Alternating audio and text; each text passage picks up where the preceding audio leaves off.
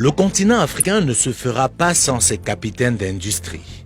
Dans le monde capitaliste qui est le nôtre, il est important pour certains princes africains de comprendre une fois pour toutes que nous ne sommes plus à l'heure de l'État-providence, mais bel et bien à celle de l'individu et du secteur privé. Très souvent, dans plusieurs pays africains, les capitaines d'industrie sont combattus, marginalisés et frustrés. Tout laisse à croire que réussir en Afrique est un problème. Pendant qu'en Occident et dans le reste du monde, les États font tout pour protéger leurs capitaines d'industrie, dans certains pays africains, c'est tout le contraire. Ceux qui dirigent ces États font tout pour faire tomber leurs champions, ceci au profit des investisseurs étrangers, ce qui leur donne dès lors un double avantage, car ils sont protégés et soutenus par leurs États et sont traités royalement en Afrique. Il faut tout de suite noter que ce phénomène est plus l'apanage de l'Afrique dite francophone, car dans certains pays, notamment anglo-saxons, les choses se passent différemment. C'est le cas notamment au Nigeria. C'est donc pas un hasard si le plus grand capitaine d'industrie du continent africain vient de ce pays. Le Maroc fait également figure d'exemple dans cette démarche. Le roi du Maroc, Mohamed VI, a fait des capitaines d'industrie marocains sa priorité.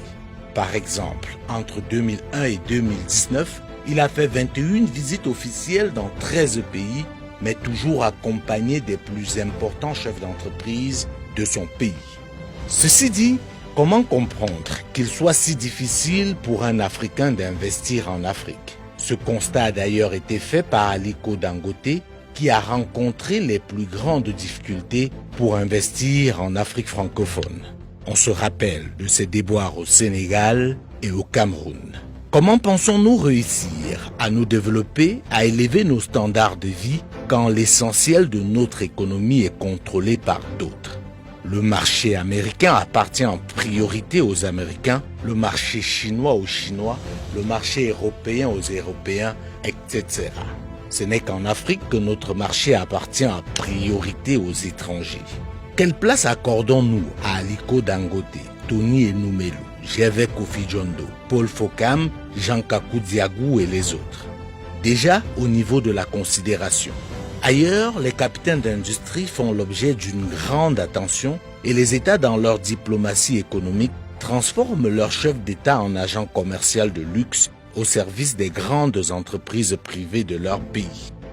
C'est ainsi que lors de leurs différents déplacements à travers le monde, l'essentiel de leur délégation est constitué de capitaines d'industrie, tandis que dans la plupart des pays, notamment en Afrique francophone, les chefs d'État se déplacent avec leurs ministres et les membres de leur famille. Leurs visites dans d'autres pays du monde s'apparentent très souvent à des séjours touristiques. Ailleurs, on voit certains chefs d'État se battre pour aider les entreprises pourtant privées à vendre à l'extérieur. On se souvient encore du déplacement décisif de Nicolas Sarkozy en Égypte pour vendre les avions Rafale du groupe Dassault qui avait du mal à trouver preneur sur la scène internationale. On peut noter également l'implication personnelle des présidents américains Barack Obama ou encore Donald Trump dans l'acquisition de plusieurs espaces par des entreprises américaines à travers le monde. C'est le cas également pour ce qui concerne la Chine, la Turquie et même l'Inde. Bill Gates, Jeff Bezos, Mark Zuckerberg ne seraient pas si riches et si puissants sans le soutien et l'accompagnement des États-Unis. Il en est de même pour Jack Ma, le fondateur d'Alibaba, qui est soutenu par son pays, la Chine. Le groupe français Bolloré ne dominerait pas autant l'Afrique francophone sans le soutien et l'accompagnement de son pays, la France. Et des exemples comme ceux-ci sont légion. Pour revenir en Afrique, combien de chefs d'État africains reçoivent leurs capitaines d'industrie? Très peu, et quand certains sortent du lot pour le faire, très rapidement et comme par hasard, les médias occidentaux parlent de collision, de relations douteuses, etc. Si un capitaine d'industrie africain est reçu par un chef d'État africain, tout de suite on parle de connivence. Or, c'est bien la moindre des choses, et surtout que ce n'est pas assez.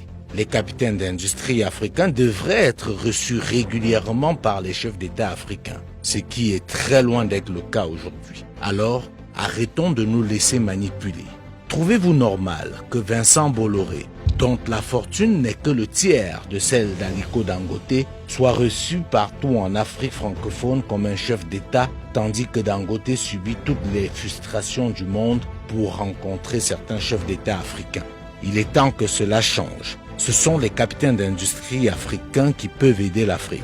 Ils doivent être prioritaires et les autres complémentaires, et non l'inverse. Qu'un capitaine d'industrie africain soit reçu ou soit réputé proche de certains chefs d'État africains n'a rien d'extraordinaire et d'anormal. C'est bien la moindre des choses, et c'est le cas partout dans le monde.